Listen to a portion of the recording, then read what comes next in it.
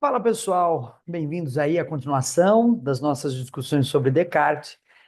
Então, nós já fizemos um percurso aí, iniciando, contextualizando de maneira geral a filosofia moderna em relação ao seu contexto histórico, geográfico, pensando um pouco as características filosóficas dessa filosofia moderna. Depois fomos para o Descartes, entender um pouco sobre a base geral do pensamento cartesiano. Depois discutimos a primeira verdade, que é a existência do pensamento, ou seja, o penso, logo existo, a existência relacionada ao pensamento. Vimos o que é o solipsismo e toda a discussão que envolve essa dúvida hiperbólica, o porquê desse ceticismo no Descartes, que é a necessidade de reconstituição das verdades. Agora nós continuamos para a próxima verdade, que é Deus. Deus vai ser provado na terceira meditação metafísica, é, já indo para a segunda grande verdade, né? A primeira grande verdade, eu penso, logo existo. Próxima grande verdade é a existência de Deus. Tem outras verdades que ele vai encontrando no meio do caminho, inclusive ele dialoga lá na frente com verdades anteriores e revê os erros e por aí vai. Próxima verdade. Então, se tenho certeza apenas do que se encontra em mim mesmo, como posso ter certeza de qualquer coisa que não seja eu mesmo? Esse é o impasse cartesiano da primeira verdade. Ora, se afinal de contas o pensamento é a prova da existência, como pensar qualquer coisa que esteja para além do pensamento? Então, a fórmula cartesiana do penso logo existo é a fórmula que também expressa o princípio da verdade cartesiana de clareza e distinção. Mas afinal de contas, se apenas eu tenho como claro e distinto o meu pensamento, como eu posso provar qualquer coisa que não seja meu próprio pensamento? É o impasse. Quer dizer, como eu posso provar qualquer coisa que esteja para além do meu pensamento? Ou seja, tudo que não seja eu mesmo não pode ser provado. Afinal de contas, o meu pensamento só diz respeito à minha subjetividade, né? Não é nem um termo muito utilizado, não é nem um termo utilizado pelo Descartes, subjetividade. É o que estou colocando aqui, né? Mas quer dizer, eu não tenho como provar algo para além do que seja eu mesmo, né? Quer dizer, o meu pensamento, cujo limite é a minha própria reflexão, não pode acessar o que está para além, porque tudo que está para além não é pensamento e sim sensação, é tato, é olfato, é paladar, né? Visão que, como Descartes coloca, é o princípio do erro. Já identifica o princípio do erro ali. Então, esse é o impasse. Ele vai precisar, então, encontrar outra maneira de provar algo para além do pensamento, que não seja a maneira pela qual ele constitui essa verdade, né, do penso logo existe. Quer dizer, o pensamento ele não vai ser válido para pensar tudo que está para além de mim mesmo. É claro que o princípio continua sendo o princípio de verdade, a clareza e a distinção. Mas o pensamento, por não acessar o que está para além de mim, não pode ser o princípio da verdade do que está para além de mim. E aí o Descartes vem, né? Surge a necessidade de demonstrar a capacidade de conhecer algo além de mim mesmo com o princípio de produção do conhecimento. De modo contrário, o conhecimento seria impossível para além das coisas que se encontram em meu espírito. Para que se conheça o que está para além, é preciso seguir o argumento da primeira verdade. No entanto, o argumento da primeira verdade é totalmente introspectivo e não pode ser aplicado ao que está além.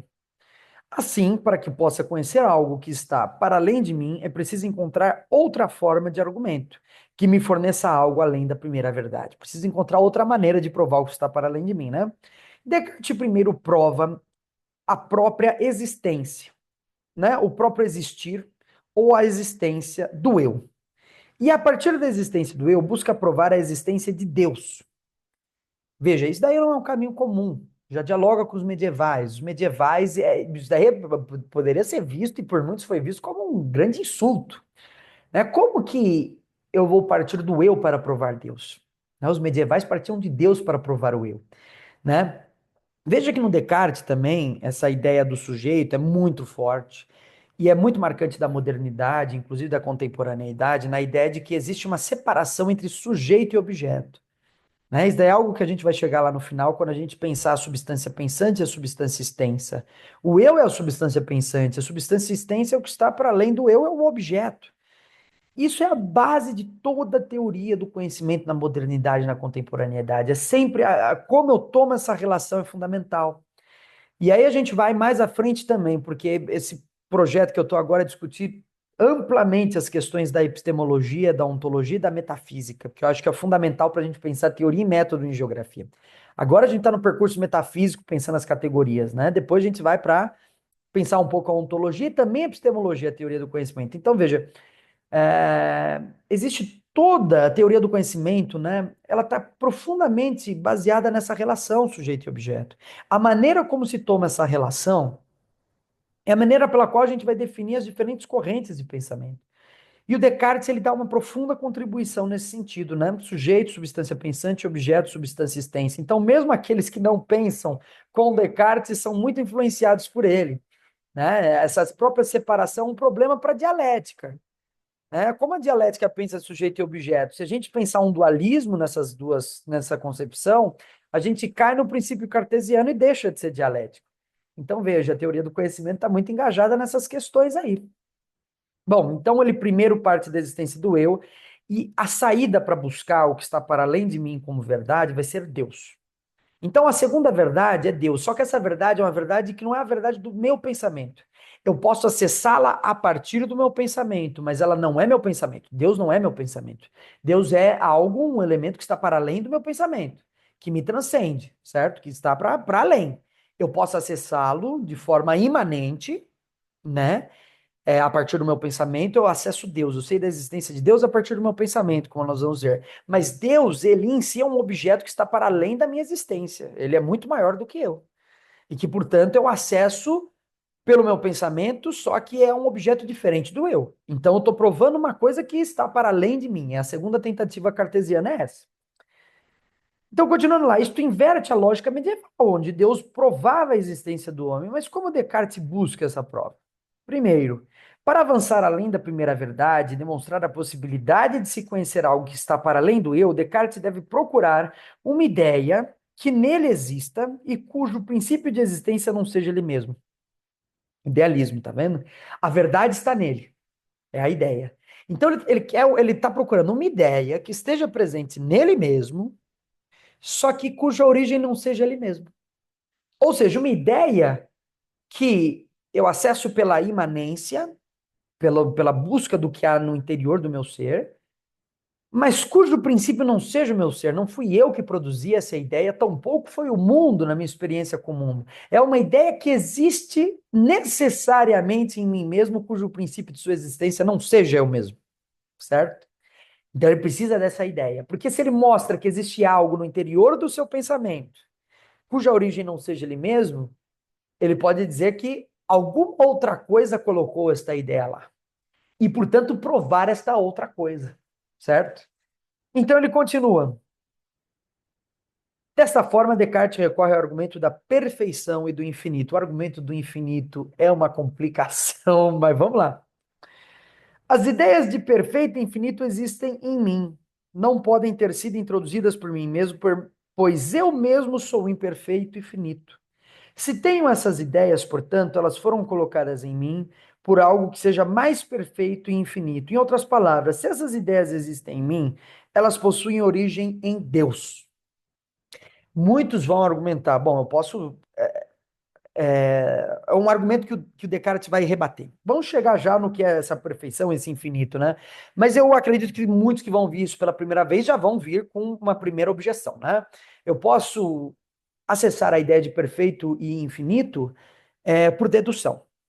Claro, né? Eu vejo o mundo e eu posso buscar nesse mundo que é perfeito, então, por dedução, eu posso imaginar o que é o perfeito. Né? Claro, eu vejo uma série de coisas no mundo e a partir dessas coisas no mundo, juntando, né, essas coisas, eu posso chegar numa dedução de perfeição. Né? A partir, ou no caso aqui, seria uma indução, talvez, né? Ver tudo que está no mundo e a partir disso generalizar uma perfeição. Quer dizer, também entra aí, esse é o primeiro argumento, que Descartes logo vai destruir. Né? Quer dizer, não faz sentido pensar dessa forma, porque o perfeito é algo que está para além.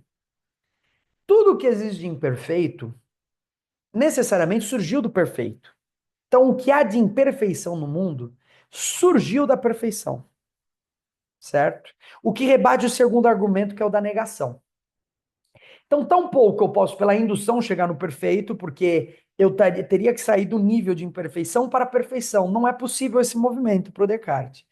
Eu não posso chegar do imperfeito para o perfeito. Eu só posso ir do mais universal para o particular, mas não do particular para o universal. Por isso ele defende a dedução. Isso é a matemática perfeita, porque ela é universal.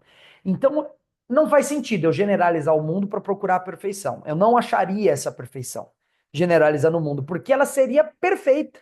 E eu imperfeito, com a imperfeição do mundo, não poderia jamais imaginar o que é perfeito. Segundo é o da negação, que vai ser uma objeção colocada para o Descartes. Ora, mas, afinal de contas, eu não posso chegar no que é o perfeito a partir justamente do que é o imperfeito? Não é justamente porque existe um imperfeito que eu busco o seu contrário, que é a perfeição? Descartes também, pelo mesmo argumento, não. Né? Porque eu não posso, pela imperfeição, deduzir a perfeição. Então, vejam aí, são dois argumentos de vias diferentes. Um pela indução, ou seja, conhecer o mundo não me levaria, pela observação dos diferentes elementos, a pensar em algo que seja perfeito? Não. Para o Descartes, não, porque você não pode falar da perfeição a partir do imperfeito. Da mesma forma, pela dedução, pelo argumento lógico, eu não poderia dizer, pela negatividade do imperfeito, que é o perfeito, quer dizer, o perfeito, então, eu conheço o mundo que é totalmente imperfeito. Então eu falo, bom, o contrário disso é a perfeição. Seria um caminho de eu entender o que é o perfeito. Não seria possível. Porque eu não posso ir do particular, que é o imperfeito, para o universal, que é o perfeito. Eu não posso sair do imperfeito e ir para o perfeito. Não é um movimento lógico correto.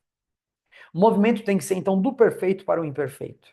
Né? É uma dedução lógica e ontológica, não é? Porque a gente está falando do ser. A gente vai ver a primeira substância é Deus, do qual Deus, sendo a perfeição, surgem todas as outras substâncias em diferentes graus, que na medida em que se aproximam de Deus são mais ou menos perfeitas. Né? E aí a gente continua. Desta forma, Descartes recorre ao argumento da perfeição e do infinito. Então, se eu tenho essas ideias, portanto, se elas foram colocadas em mim por algo que seja mais perfeito e infinito, em outras palavras, se essas ideias existem em mim, elas possuem origem em Deus. Somente algo mais perfeito e, portanto, também infinito poderia me dar a noção de perfeito e infinito. Nesse caso, o que poderia me dar essa noção de perfeito e infinito seria Deus. Deus seria esse caso. Existem até outras discussões sobre isso. Vejam que não é tão fácil. Por exemplo, poderia ser algo mais perfeito e mais infinito do que eu, mas não necessariamente Deus. Não é? Mas se existe algo mais perfeito e infinito do que eu, também existe aquilo que, não sendo ainda plenamente perfeito e infinito, isso teria também que ter sua origem em Deus. Isso é uma discussão extensa, que eu nem farei aqui, mas vocês podem pesquisar, existe um debate sobre isso, né?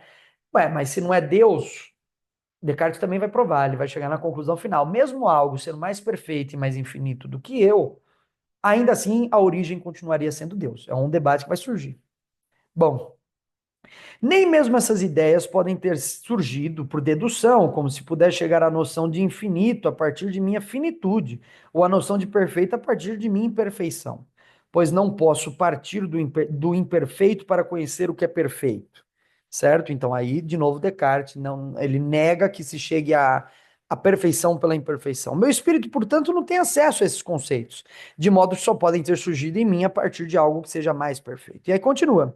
Se Deus é perfeito, é, portanto, onipotente e onisciente. Perfeição é isso. Tem que ser onipotente e onisciente, certo?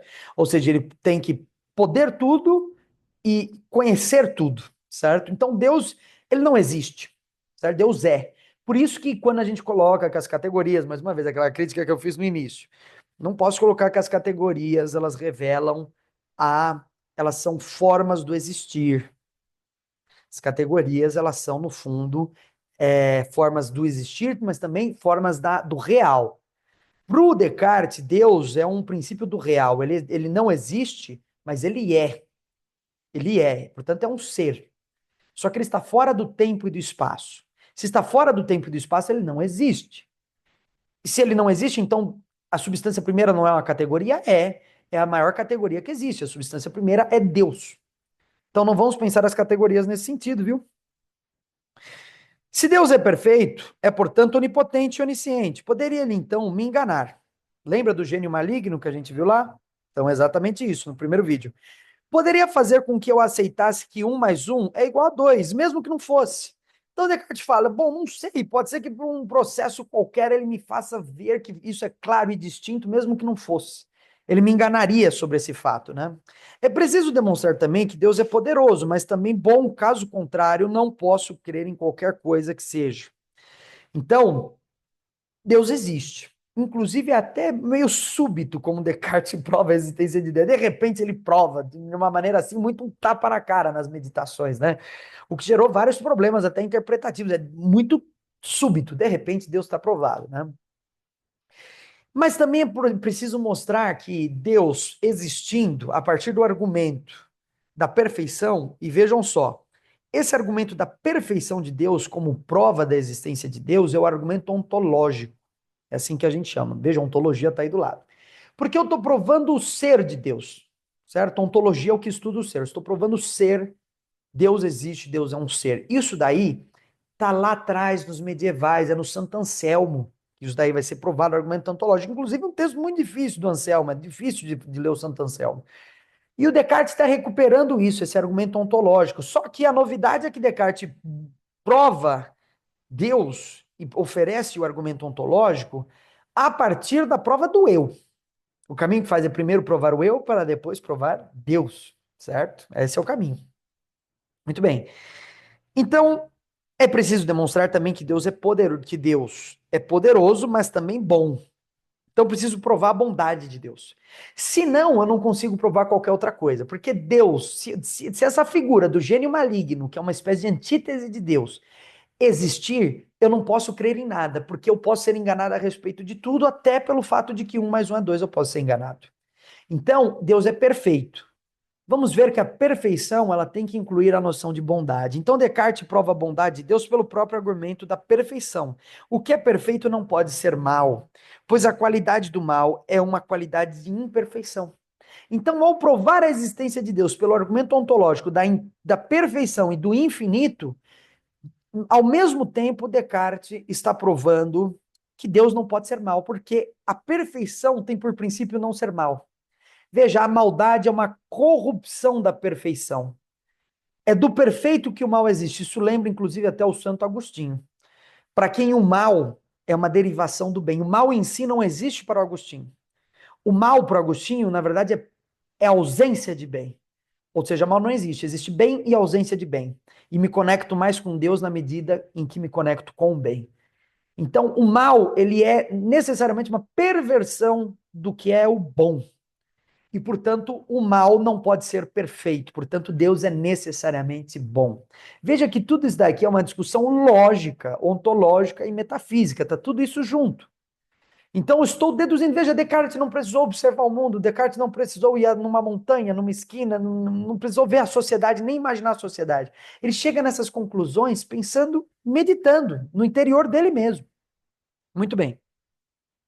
O mal é uma derivação do bom. Deste modo, o bom deve ser anterior ao mal. Então, tem essa questão do anterior, posterior, certo? No Descartes, que também dá uma certa dor de cabeça, né? Pois o que é mais perfeito é anterior ao mais imperfeito. O imperfeito tem que vir depois. Aí é a dedução. Do ruim, do bom que vai surgir o ruim, né? Do bom que surge o mal. Portanto, o bom é mais perfeito. O que é anterior é sempre mais perfeito, do ponto de vista ontológico cartesiano. O que é anterior é sempre mais perfeito.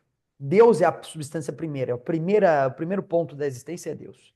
Por isso, é a substância mais perfeita, mais infinita que pode existir. Então, a partir disso, surgem tudo que tem diferentes graus de perfeição, mas nunca, a partir de Deus, não existe nada que seja 100% perfeito ou infinito. Tudo vai ter diferentes graus de perfeição. Quanto mais distantes de Deus, nessa escala de deduções, menos perfeito, menos infinito, certo? Essa é a ideia. Continuando lá. O mal é uma derivação do bom, deste modo, o bom deve ser anterior ao mal, pois o que é mais perfeito é anterior ao mais imperfeito. É uma dedução matemática, como a gente viu. Seria impossível que o 0,5, um número racional, surgisse anteriormente ao 1, um número natural. Veja aí a matemática. Assim sendo, 0,5 é igual a meio, ou a divisão de 1 dividido por 2, né? Sendo os números naturais a base de existência dos números racionais e assim por diante. Veja bem, os números naturais nesse sentido são mais perfeitos que os racionais. Os racionais, eles surgem como uma dedução dos números naturais. Existem os grandes grupos, né, dos números, né, os racionais, os irracionais, enfim, vocês sabem muito bem aí, né, melhor do que eu. Então, para o Descartes, veja bem, eu só posso falar em número racional se eu já tiver anteriormente os números naturais. Então, os números naturais, 1, 2, 3, 4, 5, 6, é o princípio da perfeição, do qual o racional depende. Então, para eu conseguir chegar no valor 0,5 ou meio, ou falar nos valores que existem entre 1 e 2, aí 1,2, 1,23, 1,24, que são infinitos os números entre 1 e 2, antes eu preciso dos números naturais. Então, os números racionais são uma dedução dos números naturais que são mais perfeitos, certo? Aí é um problema até do infinito, porque os racionais também são infinitos, apesar de que menos perfeitos, certo? Entra aí nas teorias da matemática. Então, seria impossível assim que, a partir do mal, algo imperfeito, surgisse o bom, algo perfeito. Existe assim a necessidade lógica de que o bom seja anterior ao mal. Portanto, Deus, sendo perfeito, é bom. Destrói assim o argumento do gênio maligno, destrói assim o fato de que Deus possa me enganar. De que Deus, na sua onipotência, na sua onisciência, me engane de alguma forma. Então Deus não pode me enganar, porque a condição do perfeito é ser bom.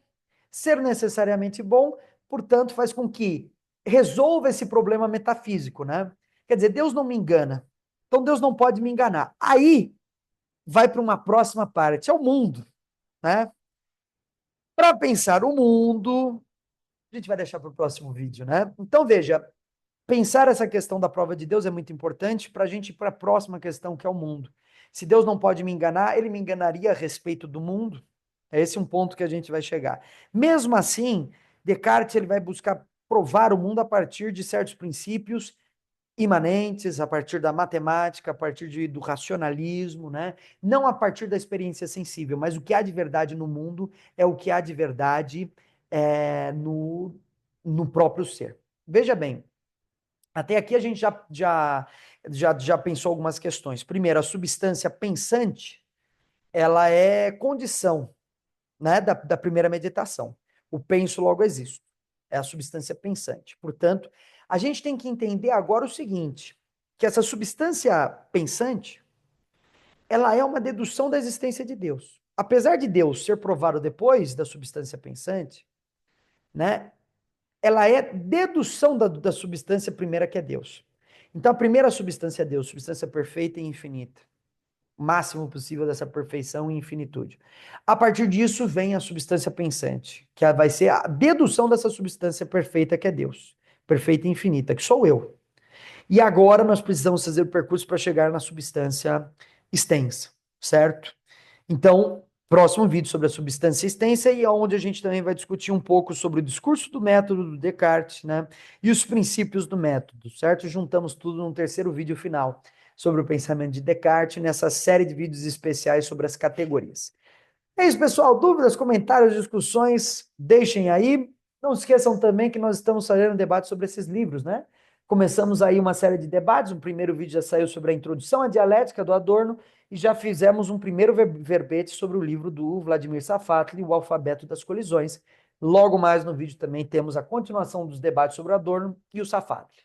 É isso, pessoal. Um grande abraço para todos e até uma próxima.